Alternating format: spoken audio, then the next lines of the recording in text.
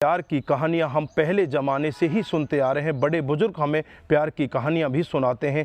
पहले हीरे रांझे की कहानियाँ सुना करते थे, उसके बाद बहुत सारे ऐसे प्यार करने वाले हुए जिनकी कहानियाँ सुन सुनकर हम बड़े हुए हैं। दोस्तों, आज की घटना जो मैं आपको बताने जा रहा हूँ, इसमें एक लड़का एक लड़की के प्यार में इस कदर दीवाना हो जाता है। वो IIT का छात्र होता है और दुबई में उसकी जॉब लग जाती है। वहीं पर उसकी नज़रें एक बार डांसर लड़की से मिल जाती हैं और नज़रें मिलने के बाद वो एक दूसरे के साथ प्यार प्रसंग में आ जाते हैं। लड़की को किसी वजह से वहाँ से वापस इंडिया बिहार मुजफ्फरनगर आना पड़ता है। फिर लड़का अपनी लाखों की जॉब को ठोकर मार के उस लड़की के प्यार में बिहार के मुजफ्फरपुर में पहुँच जाता है और वहाँ उसके साथ रहने लगता है। कुछ समय में ही उनके पास जो जमा पूंजी होती है वो ख़त्म हो जाती है। उसके बाद जो लड़का होता है इतना बड़ा क्रिमिनल बन जाता है, बहुत बड़े गिरोह का सरगना बन जाता है। जब पुलिस उसे अपनी गिरफ्त में लेती है और जब उसके बारे में पूरी डिटेल खंगाली जाती है, उसके बारे में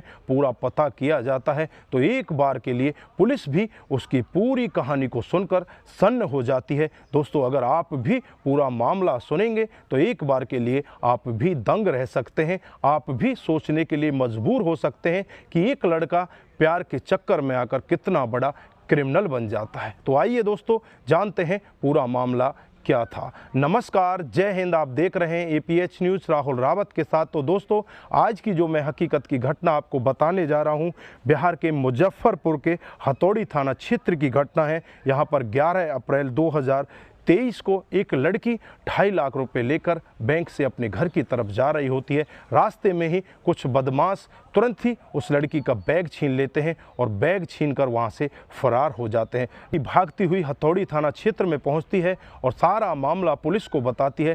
पूरा मामला सुनती है तो पुलिस एकदम से एक्शन में आती है, क्योंकि पुलिस को पता होता है इससे पहले भी ये लोग यहाँ पर बहुत सारे वारदातों को अंजाम दे चुके हैं। बहुत सारी लूटपाट यहाँ पर मुजफ्फरपुर में हो चुकी हैं। पुलिस तुरंत ही तमाम तरह की कोशिश करती है, अपने खबरियों को काम पर लगाती है।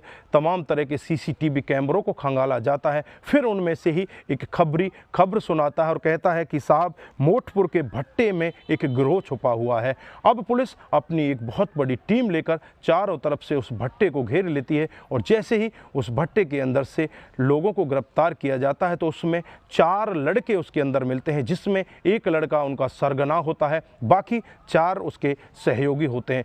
जब उन चारों को गिरफ्तार करके उनसे पूछताछ की जाती है तो एक ऐसा चौंकाने वाला सत्य वहां पर दिखाई देता है। दोस्तों, अगर आप भी पूरा मामला सुनेंगे तो एक बार के लिए आपको भी ऐसा लगेगा कि प्यार में लोग बाग ऐसा भी कर सकते हैं। दोस्तों, वो लड़का अपने आपका नाम हेमंत कुमार रघु बताता है और वो कहता है कि मैं तमिलनाडु के सुमेरी थाना क्षेत्र के सुमेरी गाँव का रहने वाला हूँ। मैं IIT मद्रास का छात्र हूँ। उसके बाद मेरी जॉब दुबई में लग जाती है और मैं दुबई में चला जाता हूं। वहीं पर अच्छे से जॉब करने लगता हूं और सन 2019 में मेरी मुलाकात एक बार डांसर लड़की से होती है और उस लड़की को देखने के बाद मैं उस पर इस कदर मोहित हो जाता हूं, मैं उसके साथ जीने मरने की अपने मन ही मन कसमें खाने लगता हूं। फिर मैं उस लड़की से बातचीत करता हूं और बातचीत का सिलसिला धीरे धीरे बढ़ने लगता है। हम एक दूसरे के करीब आ जाते हैं और एक दूसरे के साथ प्यार प्रसंग में आ जाते हैं। लेकिन सन 2020 आते आते ही उस लड़की को वापस इंडिया आना होता है, जो मुजफ्फरपुर की रहने वाली होती है। वो इंडिया आने के लिए कहती है, मैं उससे मना करता हूँ, लेकिन वो कहती है कि मेरे पीछे मेरे घर वाले भी हैं, मुझे उनको भी देखना है, इसलिए मुझे वापस इंडिया जाना पड़ेगा। अब मैं करूँ तो क्या करूँ, मैं उसके प्यार में इस कदर दीवाना हो जाता हूँ। मैं लाखों की जॉब को ठोकर मार के उसी लड़की के साथ वापस मुजफ्फरपुर आ जाता हूँ और वहाँ आकर उनके घर वालों से बातचीत करने लगता हूँ और वहीं पर एक बिठापुरा क्षेत्र है, उसी में एक कमरा किराए पर लेकर रहने लगता हूँ। उस लड़की को भी अपने साथ रखने लगता हूँ। कोरोना काल आ जाता है और ना ही मेरी कहीं जॉब लग पाती है, मैं भी वहीं पर रहने लगता हूँ। चलते चलते 2022 आ जाता है और 2022 तक जो मेरे पास पैसे होते हैं सब कुछ ख़त्म हो जाते हैं। लड़की होती है मेरे साथ में बार डांसर, वो कहने लगती है कि क्यों ना मैं दोबारा से बार डांसर का काम स्टार्ट कर देती हूँ, ये मेरा काम यहाँ पर अच्छे से चल जाएगा। लेकिन मैं उसे मना कर देता हूँ। मैं चाहता ही नहीं था कि मेरी पत्नी अब बार में जाकर डांस करे या लोग बाग उसका डांस देखकर खुश हों।